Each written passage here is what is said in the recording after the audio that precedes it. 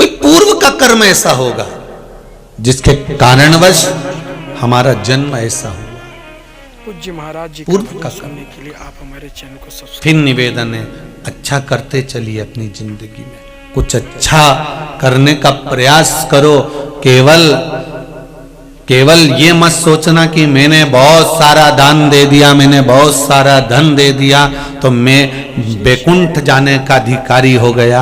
शिव महापुराण की कथा कहती है कि बैकुंठ जाने का अधिकारी वही हो पाता है जो भगवान का नाम लेता हो, कीर्तन करता हो, स्मरण करता हो, कहीं किसी गरीबड़े की, कहीं किसी दुखी की, कोई की सहायता करता हो। किसी के जीवन में कोई दुख आ गया, तकलीफ आ गई, आपके पास में भगवान ने धन दिया, प्रयास करना कि उसके चेहरे पर थोड़ी सी स्माइल आ जाए, थोड़ी सी प्रसन्नता उसके चेहरे पर आ जाए।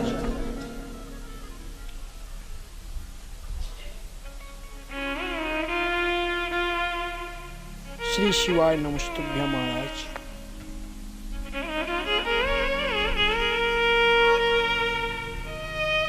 प्रयास करना कि उसके चेहरे पर थोड़ी सी प्रसन्नता का भाव प्रकट हो जाए।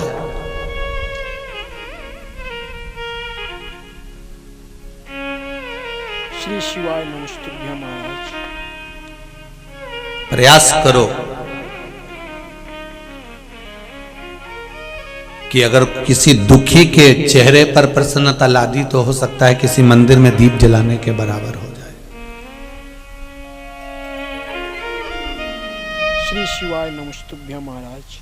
श्री शिवाय नमस्तुभ्यं। दीप जलाने के बराबर हो जाएगा अगर किसी के चेहरे पर प्रसन्नता आ गई।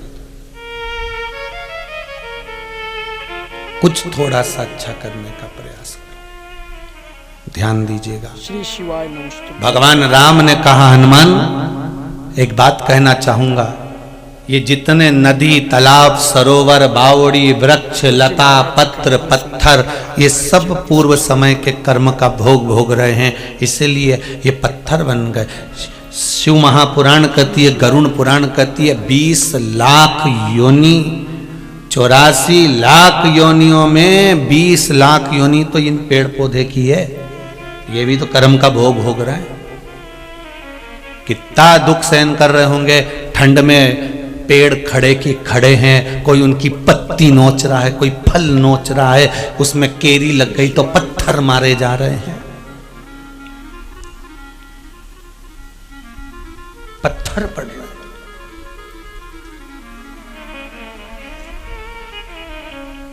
आप सोचते होंगे कि जो फलदार पेड़ होते हैं कितने अच्छे होते हैं, पर उन फलदार पेड़ से पूछा जाए कि 84 लाख योनियों में 20 लाख योनि जो वृक्ष की है, उस वृक्ष की योनि में भी घास की योनि अच्छी, दुर्वा की योनि अच्छी, कहीं लता और डाली की योनि अच्छी, पर उस वृक्ष वाली योनि में भी फल वाले वृक्ष की योनि ठीक नहीं है। क्यों? क्योंकि बेर का पेड़ बन गया, बेर लग गए, लोग डंडा लेके आ गए, जो झोड़ना चालू करा, ऐसा मारा, कोई पत्थर मारे, कोई डंडा मारे और बेर नीचे झड़े, बच्चे खाए खुश हो जाए। केरी के पेड़, आम के पेड़ पे जो पत्थर मारा, इमली के पेड़ में जो पत्थर मारा, उस वृक्ष से तो पूछो कि कितना भोगना पड़ रहा है उसको।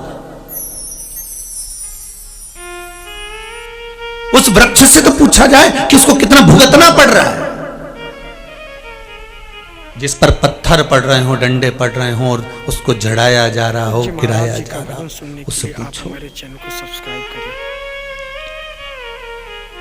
कितना भोगना पड़ता है। राम जी महाराज हनुमान जी से कह रहे हैं, ये सारे जितने बने ये सब कर्म के दंड के कारण बने हैं। सुनो हनुमान, तुम लंका गए थे तो तुम्हें कुछ स्मरण रहा है कि नहीं रहा? हनुमान जी कहते, प्रभु आप ही की आज्ञा थी। जब आपने मुद्रिका निकाल कर दी, राम नाम लिखी मुद्रिका मुझे मिल गई, उस मुद्रिका को मैंने मुख में रख लिया, क्योंकि राम नाम अगर जिह्वा पर है, मुख में है, तो ऐसा कोई काम नहीं जो पूरा नहीं हो सकता, इसलिए मैंने उसको मुख में रखा, मैंने राम मुख में रखा। फिर हनुमान जी कहते हैं, मैं लंका जाते समय सब जगह देख लिया और देखने के बाद मुझे एक पत्थर दिखाई दिया, शिला दिखाई दी, मैं उस पे चढ़ गया, तो राम जी ने पूछा तूने उस पत्थर को पहचाना कैसे कि इसी पे चढ़ना था?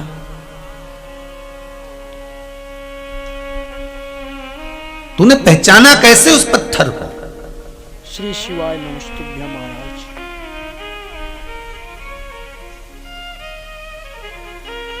देखो, राम कथा बहुत विस्तार है और राम जी की कथा बांचने वाले इसको बड़े रोचकता से बांचते हैं, बड़े विस्तार से बांचते हैं।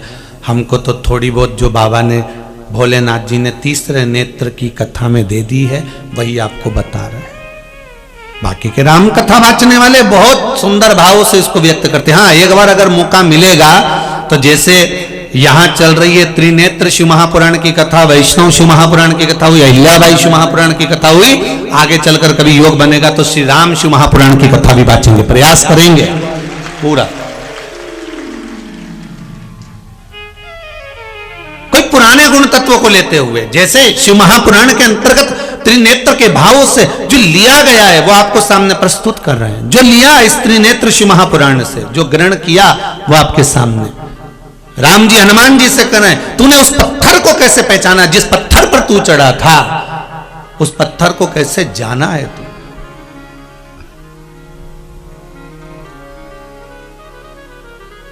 कैसे पहचाना?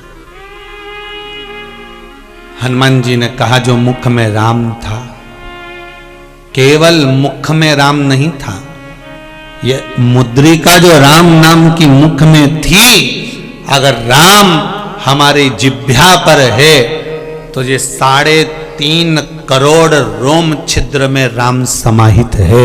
बस वही राम ने बता दिया कि इस पत्थर पर चढ़ना है, तो पत्थर के पास तू गया। हाँ, फिर क्या हुआ? हनुमान जी बोले उस पत्थर के पास जाकर मैंने क्या देखा कि जो पत्थर पड़ा हुआ था, जो शिला पड़ी हुई थी, जो पर्वत पड़ा हुआ था, सब जगह पर समुद्र की लहरें बढ़ बढ़कर झोंटा दे रही थी। समुद्र की लहरें अपनी उछालें दे रही थी, पर केवल एक पत्थर ऐसा था उस पर समुद्र की लहर नहीं पड़ पा रही थी, उस पे समुद्र की लहर नहीं जा रही थी।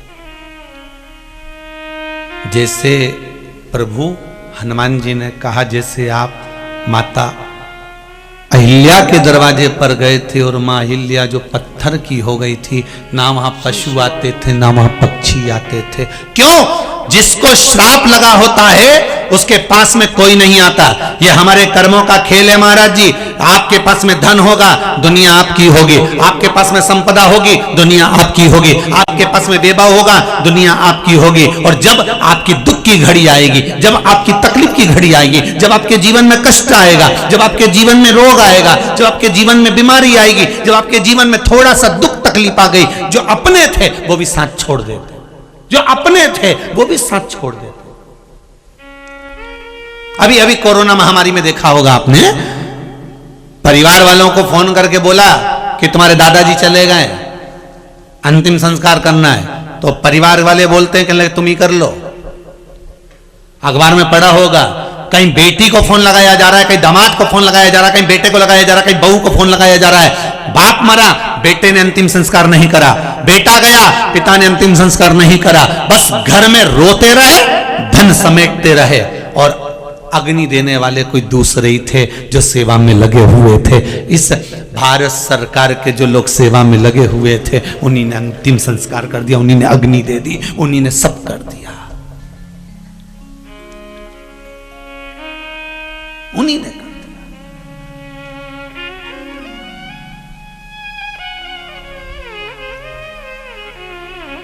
हम उनको पहचाने कहां?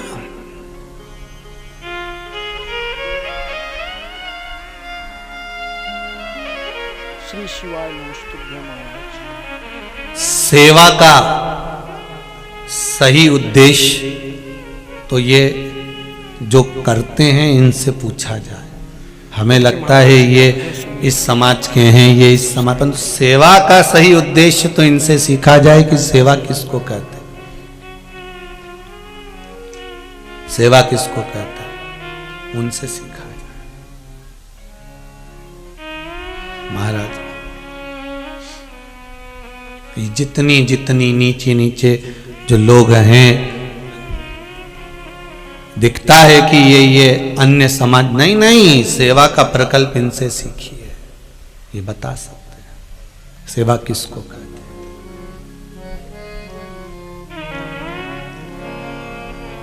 महाराज अब हनुमान जी, तूने पहचाना कैसे उस पर्वत को? हनुमान जी कहते हैं मेरे पहचानने का कारण एक ही था कि उसके पास समुद्र की लहरें नहीं आ रही थी। अच्छा समय होता है व्यक्ति का तो कोई भी करीब में आ जाता है, जब बुरा समय व्यक्ति का आता है तो अपने भी साथ छोड़कर चले जाते हैं, अपने भी साथ छोड़कर चले जाते हैं। एक पत्र में बड़ा सुंदर भाव लिखा है, जो पत्र पढ़े वो ये हैं, जो नहीं पढ़े वो रखे।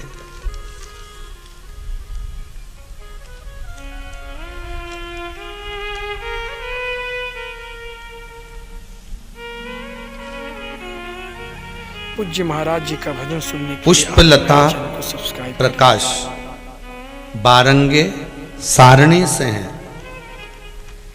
कहां बैठे हैं? जरा हाथ हिलाएंगे आप ही हैं? दोनों हाथ ऐसे हिला दीजिए। हर हर महादेव। आपने लिखा है गुरुदेव, मेरे पति को 2 मई को कोरोना हो गया था। कोई बोले बैतूल ले जाओ, कोई बोले भोपाल ले जाओ, कोई बोले नागपुर ले जाओ। गुरुदेव पैसा भी खूब लगाया और हर तरह से जब परिवार वालों को मालूम पड़ता चले गया, कुटुंब वालों को मालूम पड़ता चले गया, उन्होंने भी सहयोग करा। कई हंसते रहे, कई लगाते रहे, पर बाबा की ऐसी कृपा रही, शिव महापुराण की कथा सुनती रही और फिर कहीं योग ऐसा बन गया कि धीरे धीरे श्री शिवाय नमस्तुभ्यम का स्मरण करते करते आराम लगना प्रारंभ करा। डॉक्टर भी मिला और आराम लगा। अब ठीक है, बाबा की कृपा हो। विराजिए, आए हैं, बहुत बहुत साधुवाद है। श्री शिवाय नमस्तुभ्यम। बैठिए बैठिए।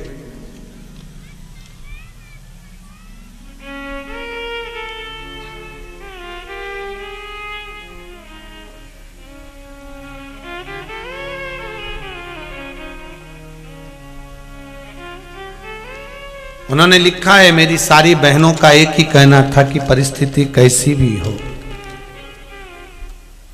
पर परमात्मा से विश्वास मत टिकने देना। श्री शिवाय नमस्तुभ्यम महाराज। शिव महापुराण की कथा बार बार कहती है कि परमात्मा से भरोसा मत टिकने दो। आपको पहले भी कथा में कहा, चाहे टीवी के माध्यम से सुन रहे हो, फेसबुक यूट्यूब के माध्यम से सुन रहे हो, चाहे पंडाल में बैठकर कथा सुन रहे हो, अपने विश्वास को डोलने मत देना। दुनिया के लोग बहुत डिगाएंगे, कहाँ आप चक्कर में पड़े हो, कहाँ सियोर वाला महाराज के चक्कर में पड़े हो, कहीं उसको कुछ आए फालतू की बात करे, वो तो व्यासपीठ पे बैठकर, फिर भी आप कह देना भले वो फालतू की बात करे पर एक बात तो कहता है ना कि शंकर पर विश्वास करो, वही काफी है, बस इतना ही बहुत है। करे वो फालतू की बात करे, पर उनकी एक बात है कि विश्वास भगवान पर करो, विश्वास शंकर पर करना। संसार के लोगों पर विश्वास करोगे तो एक दिन नीचे चले जाओगे, और मेरे शिव पर विश्वास करोगे, राम और कृष्ण पर विश्वास करोगे तो परमात्मा के द्वार चले जाओगे। विश्वास पूर्ण होना चाहिए, भरोसा दृढ़ होना चाहिए। कहें लोग कहेंगे, खूब कहेंगे। दुनिया के लोगों के पास में एक ही काम बचा, बस कहीं ना कहीं बुराई छाटो, निकालो और बोलो, पर अपने को नहीं। अपने को शिव भजन करना है, अपने को राम भजन, कृष्ण भजन करना है, अपने को परमात्मा का स्मरण करना है। कहे कहे तो आग लगे बस्ती में, जम के बोलो जरा अपन रहो मस्ती में, क्या किसको रोइए चादर तान के सोइए। अपने को नहीं मतलब किसी से कि वो क्या कर रहा है, क्या बोल रहा है, क्या करने वाला, नहीं नहीं, अपन मस्त। बोल हनुमान, तूने कैसे पहचाना? राम जी से हनुमान जी कह रहे हैं, उसके पास में समुद्र की लहरें नहीं आ रही थी, बस इससे पहचान गया। हाँ, व्यक्ति के घर में लोग, मेहमान, रिश्तेदार कब आते हैं? जब उसके पास में कुछ होता है। फोन भी लोगों के जब ही आते हैं जब उसके पास कुछ होता है। जब संपदा ज्यादा होती है तो दूसरे भी अपने बन जाते हैं, और जब संपदा नहीं रहती तो अपने भी पराये हो जाते हैं। तो मैंने पहचान लिया कि समुद्र की लहर उस पर्वत के पास में, उस पत्थर के पास में नहीं आ रही। समुद्र की लहर उस पर्वत के पास में, उस पत्थर के पास में नहीं आई। मैं जान गया था। फिर इसलिए मैं उस पत्थर पर चढ़ गया। राम जी ने कहा, हनुमान तुम उस पत्थर को पहचानते हो? हनुमान जी बोले, प्रभु बस यहीं तक जानता हूं कि समुद्र की लहर उसके पास नहीं पहुंची, इसलिए मैं उस पर चढ़ा हूं। ओ राम जी ने पूछा, ऐसा क्यों करा? हनुमान जी बोले, आप ही ने तो कहा था कि मैं आया, बीच में मुझे निषाद मिला। एक केवट एक साइड में बैठा हुआ था, बाकी के सारे निषाद पास में खड़े हुए थे, सारे निषाद नजदीक में खड़े हुए थे, सारे केवट पास में थे। तो तुमने क्या करा प्रभु? आखिरी में जो बैठा हुआ था उसको बुलाया, एक केवट तुम आओ। राधे, एक केवट तुम आओ, एक केवट तुम पहुंचो। उस केवट को बुलाया, और केवट को जब बुलाया तो केवट आया। केवट ने एक ही बात की, मेरी नाव जो है नीचे से उसमें एक छेद हो गया है, तो उसमें पानी भरा जाता है, मेरी नाव में बिठा लूं, बस एक काम करवा लो कि तुम पाँव धुलवा लो। राम जी की ये बात हनुमान जी के मन में थी कि उनने भी एकांत में पड़े हुए उस केवट का उद्धार कर दिया था, तो क्यों ना मैं जाते जाते इस पत्थर का उद्धार कर जाऊं, इसलिए मैं उस पर चढ़ गया। तुम उस पत्थर को पहचानते हो? हनुमान जी ने कहा, नहीं पहचानता था, पर पहचान गया क्योंकि समुद्र की लहरें नहीं आ रही थी उसके पास में, इसलिए मैं उस पर चढ़ गया था। जानते हो वो कौन है? राम जी ने जब पूछा, हनुमान ने कहा मैं नहीं जानता। राम जी ने उसी पल कहा, हनुमान वामन अवतार जब मैंने लिया था, मैं वामन अवतार लेकर जब राजा बलि के दरवाजे पर भिक्षा मांगने गया था, दरवाजे पर भिक्षा मांग रहा था, राजा बलि के द्वार पर मैं भिक्षा मांग रहा था। राजन भिक्षाम देहि, राजन भिक्षाम देहि। राजा बलि जो धर्मात्मा था राक्षस, था असुर, पर धर्म उसके भीतर था, क्योंकि प्रहलाद के वंश का था, इसलिए दान धर्म पुण्य करना जानता था। 98 यज्ञ राजा बलि कर चुका था, 99 वाला यज्ञ चल रहा था, और मैंने जाकर उसके दरवाजे पर भिक्षा मांगी थी। फिर वामन भगवान का रूप रखकर मैं गया था। भगवान राम कहते हैं मैं वामन भगवान बनकर गया था। फिर प्रभु क्या हुआ ये तो बताइए।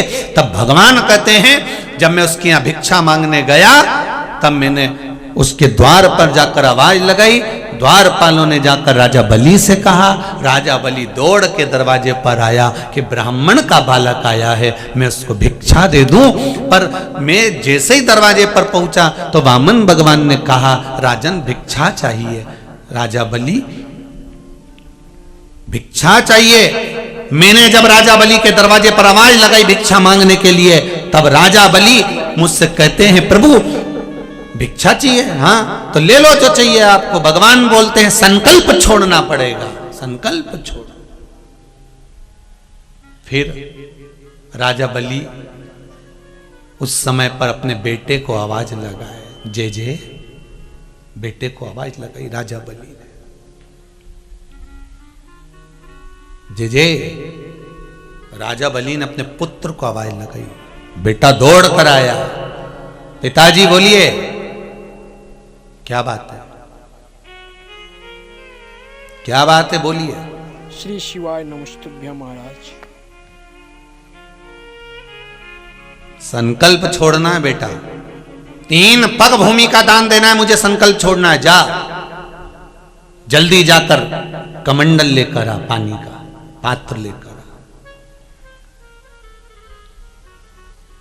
बेटा खड़ा रहा। खरगोन की कथा याद करो, उसमें एक बात कही थी, जब तक तुम्हारा शरीर चले और तुम्हारे घर में चले, तब तक सारे पुण्य कर लो, दान कर लो, सत्कर्म कर लो, सब कर लो। जब तक तुम्हारा तुम्हारा शरीर चले तीर्थ करो, दान करो, पुण्य करो, तुम्हारे घर के अंदर चले जब तक जो दान करना है, पुण्य करना है, सत्कर्म करना है कर लो। जिस दिन तुम्हारा शरीर चलना बंद हो जाएगा उस दिन कहीं तीर्थ नहीं जा पाओगे, और जिस दिन तुम्हारे घर के अंदर चलना बंद हो जाएगी उस दिन तुम कोई दान नहीं कर पाओगे, ना पुण्य कर पाओगे। जब दान करने के लिए जाओगे तो दरवाजे पे दूसरे खड़े मिलेंगे, डुकरिया किसको क्या दे रही है।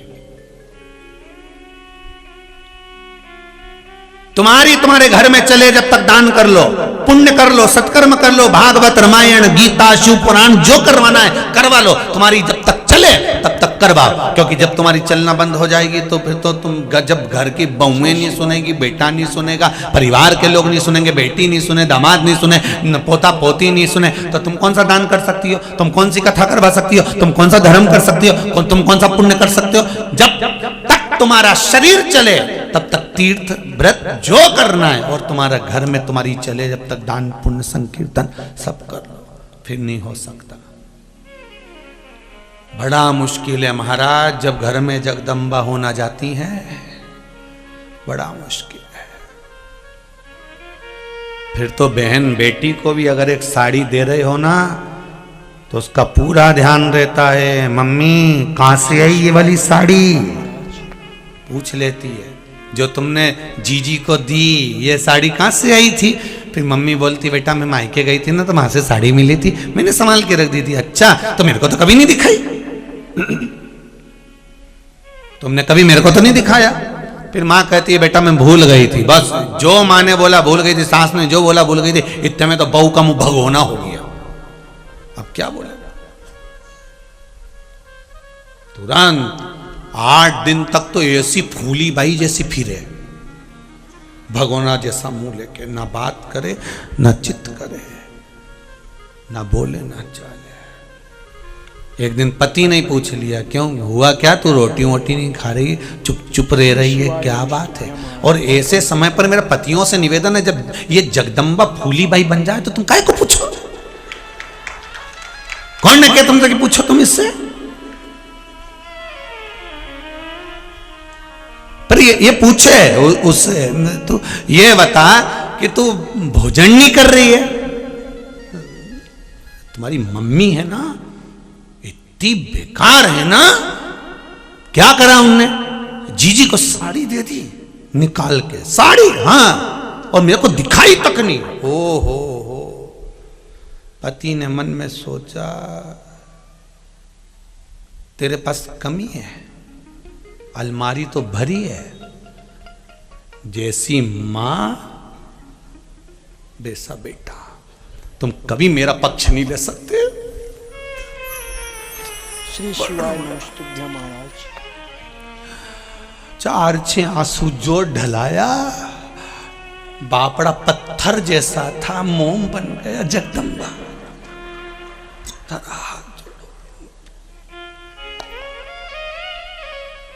इतना में तो वो बोली मैं जा रही मायके, और इका होश उड़ी गया कि वापिस आएगी कि नहीं आएगी। अरे तू तो नरियल फोड़ जा, नरियल जाओ कहीं। अब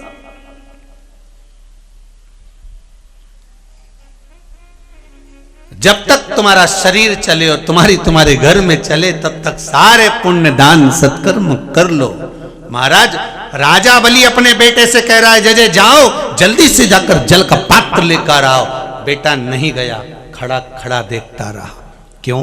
क्योंकि शुक्राचार्य जी ने कह दिया था राजन ये जो दरवाजे पे खड़ा है ये बामन का छोरा नहीं, वो नारायण दरवाजे पर खड़ा है, अगर दान दे दिया तो सब कुछ चले जाएगा।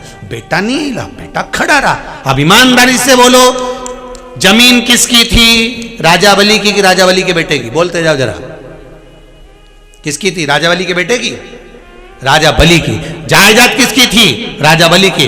दौलत किसकी थी? राजा बलि की। सत्ता किसकी थी? राजा बलि की। राजा कौन था? राजा बलि। पर बेटे से कह रहा है जल्दी जा और कमंडल का जल लेकर आ, मुझे संकल्प छोड़ना है। बेटा नहीं गया, बेटा गया ही नहीं। थोड़ी देर बाद राजा बलि ने जब 2-4 बार कहा जाओ जल्दी जाओ मुझे संकल्प छोड़ना है, कई बार हमने देखा है बूढ़ी बूढ़ी माताएं अपने बच्चे से कहती है बेटा 500 रुपये दे दे, मुझे देना है। हाँ दे दूंगा, अभी देता हूँ, थोड़ी देर रुको तो सही। फिर माँ कहती है बहू तू दे दे रही, 500 रुपये दे दे, मेरे को देना है, मेरे को 500 रुपये दे दे। बहू मांगे माँ मांगे बेटे से मांगे, नहीं दिया। माँ 2-4 बार जब लग्गा पकड़े तब बेटा झंझोड़ के लो दे दो जाओ, तब बेटा देता है, तब माँ दान कर पाती है, तब माँ की भी आंख में जल भर जाता है। पूरी जायदाद मेरी, मेरे पति की मुझे पेंशन मिल रही है। मेरा पति चले गया, उसने कभी देने से मना नहीं करा, उसकी पेंशन में से मांग रही हूं, और वो भी देने में बेटा कहता 500 नहीं दे पाता, 500 नहीं दे पाता, मेरे पति की पेंशन मिल रही है। अरे तुम रोज हर महीने निकाल के ला रहे हो, उसमें से 500 रुपए नहीं दे सकते, तो भी झंझोड़ कर देता है। लो ये पकड़ो 500 रुपया, ये पकड़ो 500 रुपया, लो दे दो। और मालूम पड़े 3-4 दिन तक बेटे का मुंह फुला रिया और 500 रुपए के चक्कर। इसलिए बेचारी बूढ़ी माँ देना ही पसंद नहीं करती। ठीक है जो हुआ ठीक। तो राजा बलि जब राजा था, राजा बलि की जब सत्ता थी, इतना प्रतापी राजा बलि था, अपने बेटे से कहता जाओ जल्दी से और मुझे दान करना है, जाकर कमंडल लेकर आओ। राजा बलि का पुत्र बहुत बार कहा, नहीं गया, 8-10 बार कहा, तब राजा बलि का पुत्र गया, अंदर गया, निकलकर बाहर नहीं आया। 3 घंटे तक वामन भगवान राजा बलि के दरवाजे पर खड़े होकर आवाज लगाते रहे, राजन भिक्षाम देहि। राजा बलि कहता है मेरा बेटा गया है, अभी लेकर आता होगा जल, मैं संकल्प छोड़ूंगा। मेरा पुत्र गया है, अभी जल लेकर आएगा, मैं दे दूंगा। यही त्रिनेत्र शिव महापुराण की कथा है, जिसका एक नेत्र कहीं से लेकर सम्मुख तक आए। जाओ मेरा बेटा गया है, अभी लाएगा तब मैं दूंगा, अभी मेरा बेटा गया है, लाएगा।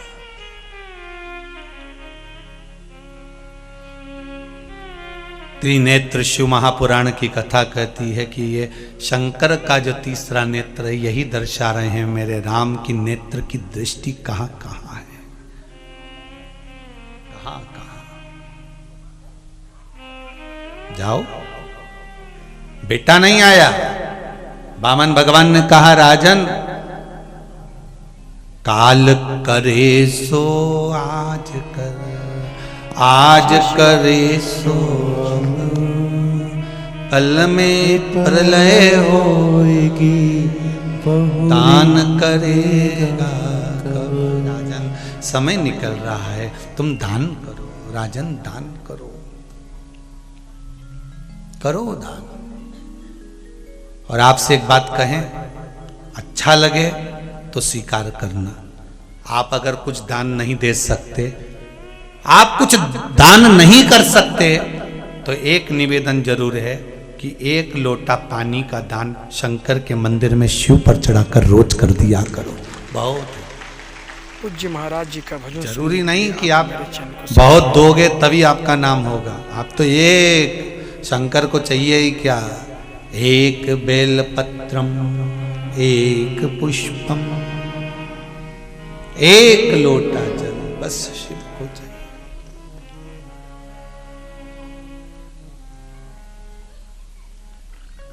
बहुत।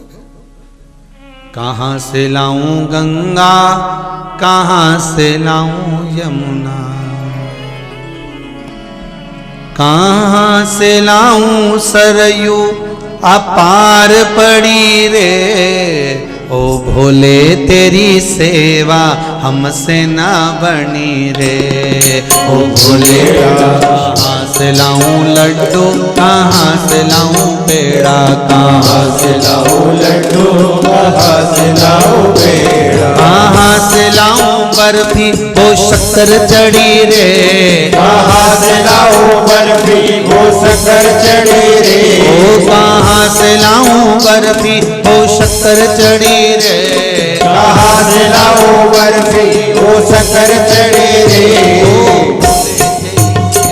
हमसे ना बनी रे, ओ भोले तेरी सेवा हमसे ना बनी रे।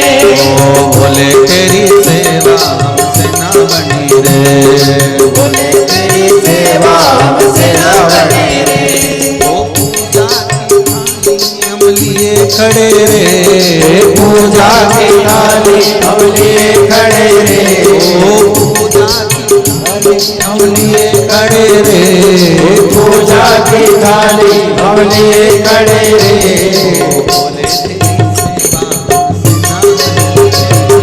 बोले तेरी सेवा हमसे ना बनी रे, बोले तेरी सेवा हमसे ना बनी रे, बोले तेरी सेवा हमसे ना बनी जय हो। जय हो।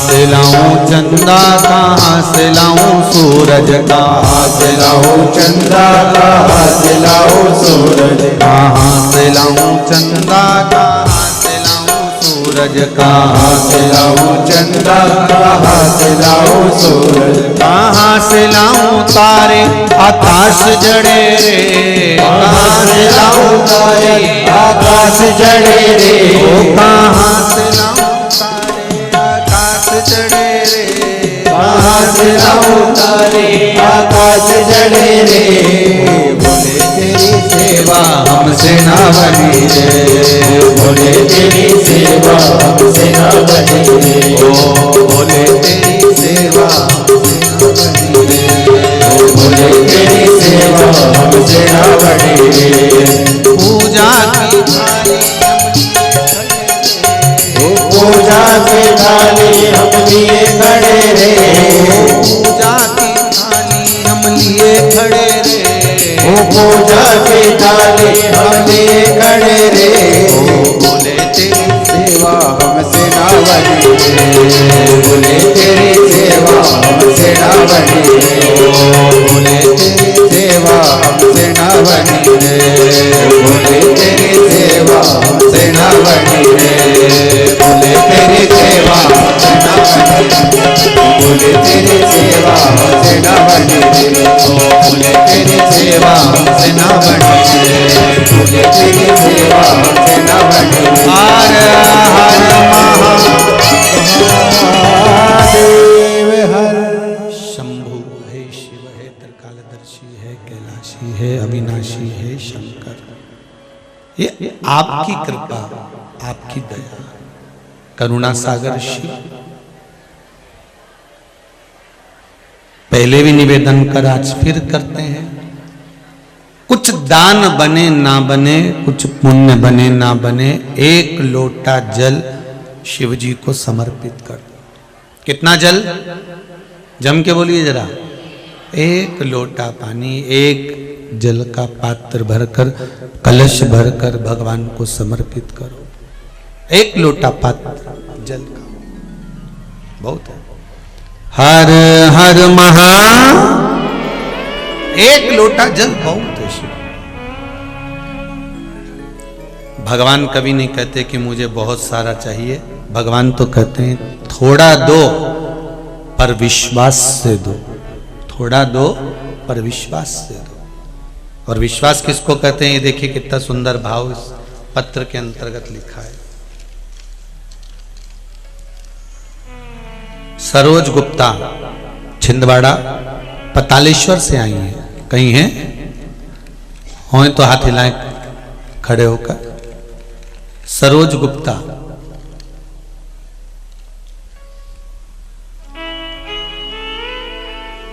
इधर जेंट्सों में अगर कोई हो तो सरोज गुप्ता छिंदवाड़ा से, पतालेश्वर से कहीं हो तो हाथ हिलाइएगा।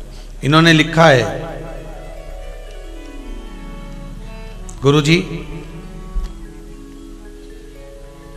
मेरा बेटा भगवान को नहीं मानता था, पर देवाधिदेव महादेव की ऐसी कृपा हुई, जहां भी बैठी हूं सरोज जी गुप्ता, तो उन्होंने लिखा है गुरुदेव कि मेरा बेटा शिव जी को नहीं मानता था, पर मैंने उसको कहकर उसकी नौकरी के लिए 5 पशुपति व्रत करवाए और बाबा की ऐसी कृपा हुई कि 5 व्रत पूर्ण होने के 15 दिन ही निकले थे और मेरे बेटे का बैंक में जॉब लग गया। ये पतालेश्वर में विश्वास अगर पक्का है, भरोसा अगर दृढ़ है, विश्वास दृढ़ है, भरोसा पक्का है, विश्वास अगर दृढ़ है तो शिव मिला है, शंकर मिलता है। एक ये हमारे जजमान भाई बैठे हुए हैं, श्री विजय जी बोंडे एवं सोनम जी बोंडे, लोटस सिटी छिंदवाड़ा से हैं। ये आप ही हैं? हाँ, जजमान परिवार रहे हैं। पूर्व में कथा भी आपने ऑनलाइन कराई है, बहुत बहुत साधुवाद था। आपने लिखा है गुरुदेव, जब से शिव महापुराण की कथा करवाकर हम लोग आए हैं, बाबा की ऐसी कृपा रही है। टीवी पर कथा सुनते थे, मन में आ गया था शिव महापुराण की कथा करवाने का, बाबा ने करुणा करी और एक कथा गंगा शिव महापुराण की कथा बाबा ने ऑनलाइन करवाई। उसमें बाबा की ऐसी कृपा हुई गुरुदेव, हम कथा करवा कर आए। 14 साल से एक प्रोजेक्ट पर काम कर रहे थे, पर वो हो नहीं पा रहा था और बाबा की ऐसी कृपा हो गई कि जो काम अटका हुआ था प्रोजेक्ट का, वो वापस बाबा ने चालू करवा दिया और शीघ्र ही पूर्ण होने जा रहा है। ये शिव की कृपा है। बहुत बहुत साधुवाद था। विराजिए, विराजिए। बहुत बहुत साधुवाद था। बाबा की कृपा करुणा, शिव कृपा करे तो क्यों ना हो। फिर वही वाली बात आ गई, तेरी कृपा बिना न हिले एक भी अणु, लेते हैं श्वास तेरी कृपा से तनु तनु। हे गंगाधार मुक्ति द्वार ओमकार तू, बोले ओमकार तू। आयो शरण तिहारी शंभो तार तार तू। मेरा शिव है उदार। एक लोटा पानी, एक पुष्प, एक बेलपत्र से मेरा शंकर राजी हो जाते, मेरे शिव ओघड़दानी राजी हो जाते, मात्र एक बेलपत्र से। और बेलपत्र भी कहीं नहीं लेने जाना तुमको, अगर नहीं मिले शंकर की उठाई, धोके वापिस शंकर पे चढ़ाई। और किसी देवता के साथ ऐसा होता है? राम जी के मंदिर जाओ, कन्हैया जी के मंदिर जाओ, देवी जी के मंदिर जाओ, उनका सामान उठा के उन्हीं को चढ़ा दो, पंडित जी चिल्ला देंगे, पागल हो गई क्या? भगवान के मंदिर का सामान उठा के वापस भगवान को चढ़ा रही है। पर शंकर जी के मंदिर की बेलपत्र उठाकर धोकर वापस चढ़ाओगे, पंडित जी कभी नहीं चिल्लाएंगे, पंडित जी कभी कुछ नहीं बोलेंगे, बड़े खुश होंगे, हाँ हाँ चढ़ने दो। शंकर जी भी ऐसे खुश रहते। शिव जी से पूछा जाए कि लोग इतने चतुर हो गए, कोई बेलपत्र नहीं लाता, शंकर जी बोले भले नहीं लाए, मेरे पास पड़ी तो है, वो उठा के चढ़ा दो, करूँगा भी क्या, चढ़ी चढ़ाई चढ़ा दो, तुम तुम्हारा क्या जाए, तुम तो चढ़ा। भोला जो होता है ना, एकदम भोला, वो मेरा शंकर है, एकदम भोला। उसे कोई मतलब नहीं तुम्हारे छल प्रपंच कपट से, उसको कोई मतलब नहीं कि तुम कितनी लड्डू ला रहे, कि इमरती ला रहे, कि भजिया ला रहे, कि पकोड़ा ला रहे। शंकर जी के नहीं भाई, शंकर जी के तो वो एक ही चीज, बेलपत्र चढ़ा दो, होए तो ठीक, नहीं तो एक लोटा पानी, और वो भी नहीं मिले तो 3 बार ताली, और वो भी नहीं मिले तो मुख से बम बम, और वो भी नहीं मिले तो शिखर का दर्शनम सर्व पाप नाशनम, और उतना भी नहीं हो सके तो शंकर जी के मंदिर के बाहर से निकल कर चले जाओ, उतने में भी शंकर जी देख लेंगे और कल्याण कर देंगे। बस बहुत है महाराज, उतना भी फल, प्रेशर बढ़ाए, उतना भी फल बहुत है महाराज, उतना भी सुख बहुत है। शंभु शरणे पड़ी मांगू घड़ी रे घड़ी, दुख कारो दया करी ने दर्शन आपो। महाराज बस कृपा शिव की चाहिए। भगवान कह रहे हैं, राम जी महाराज हनुमान से कह रहे हैं कि राजा बलि ने आवाज लगाई अपने बेटे को, बेटा नहीं आया, जो गया तो आया नहीं। भगवान कह रहे हैं मैंने बारंबार कहा राजन दान दो, राजन दान दो, अगर दान नहीं दोगे तो समय निकल जाएगा, जल्दी करो। राजा बलि फिर आवाज लगाया, प्रभु ब्राह्मण हो आप, थोड़ा धैर्य तो रखो, मेरा बेटा आएगा, दान के लिए जल लेकर आएगा, जल लूंगा मैं हाथ में, संकल्प छोड़ दूंगा।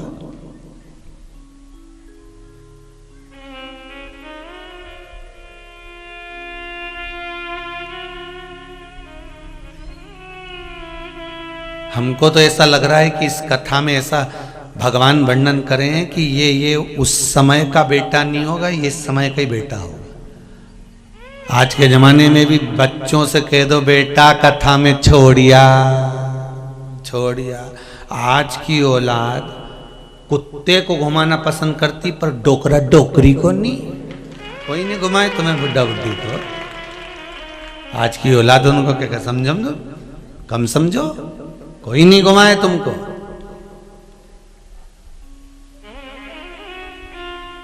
वो तो बाबा की कृपा है तो आनंद है महाराज, वो चला रहा है। और भगवान से आप भी कहते रहना, जितनी जीजी ओन बैठी और भाई लोग बैठे हैं, भगवान से प्रार्थना करते रहना, भगवान हमारे शरीर को ऐसा बनाकर रखना कि हम चलते फिरते तेरे धाम पहुंच जाएं। पलंग पे मत पटक दीजो दादा, कोई नहीं करेगा सेवा। आज का जमाना बड़ा विचित्र है, इसलिए और आप सबसे निवेदन है, बुढ़ापा सुधारना है तो राम नाम, कृष्ण नाम, शिव नाम भजन अपने साथ में रखना। थोड़ा सा थोड़ा थोड़ा थोड़ा अपने पास संजो कर रखो, अंतिम समय में काम आएगा। अंतिम समय राम नाम, कृष्ण नाम, शिव नाम।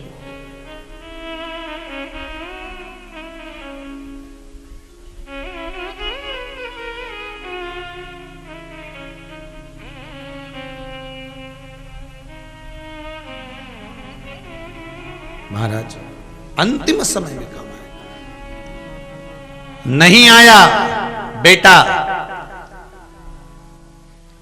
आखिरी में द्वारपाल को भेजा राजा बलि ने, जाकर कहिए पिता बुला रहे हैं। जल लेने गया है, ऐसा लग रहा है मुझे कि कमंडल कहीं खो गया होगा तो उसको ढूंढ के ला रहा।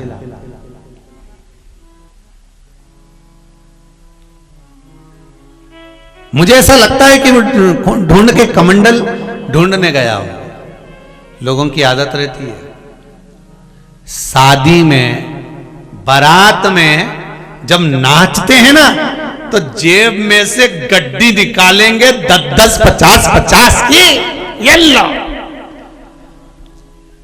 और जो गड्डी निकाल के डीजे पे, बैंड पर, बाजे में, शादी में उड़ाते हैं, उन्हीं को पूजन करने कहीं बिठा दो तो पड़ोसी से कहते हैं खुले पैसे हैं क्या।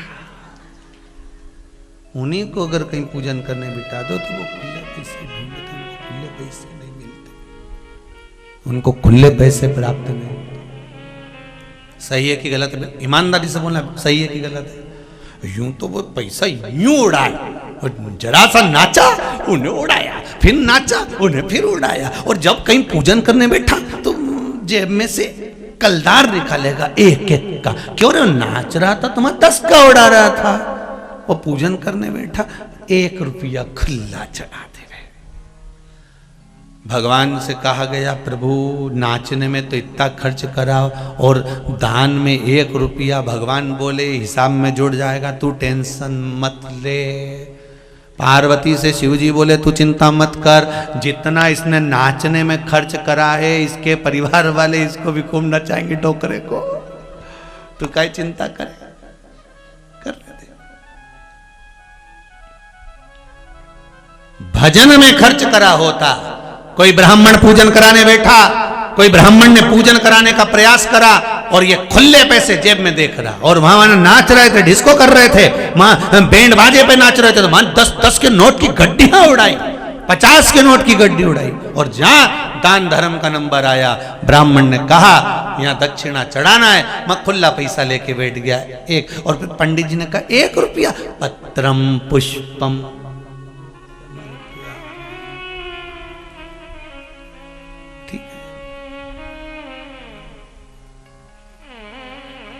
ब्राह्मण तो भी संतुष्टि है, ब्राह्मण तो भी संतुष्ट है, तो भी ब्राह्मण करे, कोई बात नहीं, पत्रम पुष्पम समर्पयामि, कोई दिक्कत नहीं है, चलेगा।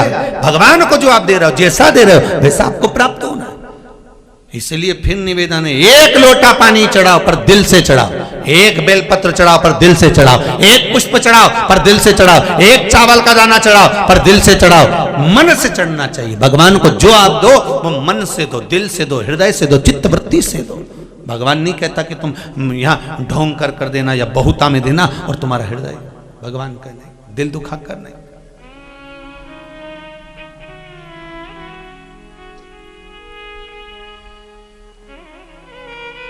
थोड़ा दो, पर भगवान कहता है कि वो मुझे दिल से देना, हृदय से देना। बेटा नहीं आया, द्वारपालों से कह जरा पता करके आओ, इतने में बेटे को बुला कर लाए, जय जय चलिए बेटा आया। क्या बात? पिताजी ने कहा बेटा कमंडल लाया? बेटा कहता है कमंडल ढूंढने गया था, मिल नहीं रहा है। ओ तो कमंडल नहीं था तो कहीं का जल ही लेकर आ जाता,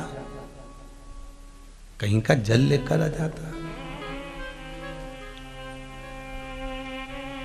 बेटा कहता है पिताजी आपको मालूम नहीं है, गुरु शुक्राचार्य जी कह रहे हैं, गुरुदेव कह रहे हैं कि अगर दे दिया तो सब चले जाएगा। राजा बलि ने कहा शायद तू इसीलिए जल लेकर नहीं आया, मेरे दान करने में तू रोड़ा बना है, मेरे दान करने में तू रोड़ा बना है, मेरे दान करने में तू पत्थर बना है। आज एक बाप अपने बेटे को श्राप देता है कि जा पुत्र, मैं तुझे श्राप देता हूं कि मुझे दान करने से तूने रोका, उसमें तू रोड़ा बना, पत्थर बना, इसलिए मेरा श्राप है कि तू पृथ्वी पर जाकर पत्थर बनेगा। ये मेरा श्राप तुझको देता हूं, जा तू भी रोड़ा बनेगा, तू भी पत्थर बनेगा। बेटा चरणों में पड़ गया बाप के, पिताजी आपने मुझे श्राप दे दिया, पिताजी आपने मुझे श्राप दे दिया पत्थर बनने का, रोड़ा बनने का। मैं मुक्त कैसे होऊंगा इस पत्थर की योनि से, इस पत्थर से। कोई दान करे, धर्म करे, निवेदन है, कोई पुण्य करे, कोई सत्कर्म करे, तुम रोड़ा मत बन जाजो रे, नहीं तो ना जाने रोड में गिट्टी बन के लगे रहोगे सीमेंट के साथ। वो सीमेंट भी फेविकॉल का मजबूत जो निकलेगी नहीं, गिट्टी बना दिया तो पड़ी रहे, उस पर जूता रखा है, गाड़ी रखा है, लोग थूके, पान थूके, गुटखा थूके। कोई दान करे, कोई धर्म करे, कोई पुण्य करे, कोई सत्कर्म करे, हमें रोड़ा नहीं बनना।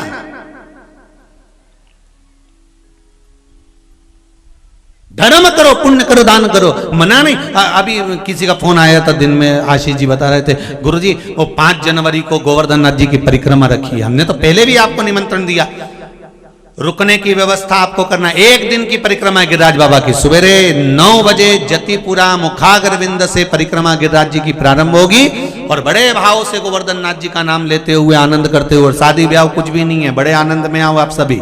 और 5 जनवरी को सुबह 9 बजे जतिपुरा गोवर्धन नाथ जी से मुखाग्रविंद से परिक्रमा प्रारंभ होकर 21 किलोमीटर की परिक्रमा गिरिराज बाबा की चलेगी। बाबा रुकने की व्यवस्था अपनी, आने जाने की व्यवस्था अपनी, भोजन की व्यवस्था गोवर्धन नाथ जी की है। जिन जिन पे गोवर्धन नाथ जी प्रेरणा देते जाएंगे वो वहाँ स्टॉल लगाते जाएंगे, लोग पूरी सब्जी खाते आगे बढ़ते चले जाएंगे, भगवान का भजन चलता रहेगा। एक दिन की परिक्रमा सुबह 9 बजे चालू होगी, शाम को 5 बजे तक पूर्ण हो जाएगी। परिक्रमा का आनंद लेते लेते भाव भक्ति से बढ़ते चलो गिरिराज धरण प्रभु तुम्हारी शरण। मौका मिला है दान धर्म पुण्य करने का, रोड़ा नहीं बनना हमको, हमें पत्थर नहीं बनना, भजन कर। और फिर निवेदन है, माताएं पीली साड़ी में चलेंगी, पुरुष वर्ग श्वेत कपड़े में, सफेद चाहे पेंट शर्ट हो चाहे कुर्ता हो कुछ भी हो, और उस पे पीला रुपट्टा आपके गले में डला हो, और सब चलो गिरिराज बाबा का स्मरण करते हुए। एक एक शिलाओं का दर्शन करो, कहां आरोग्य शिला है, कहां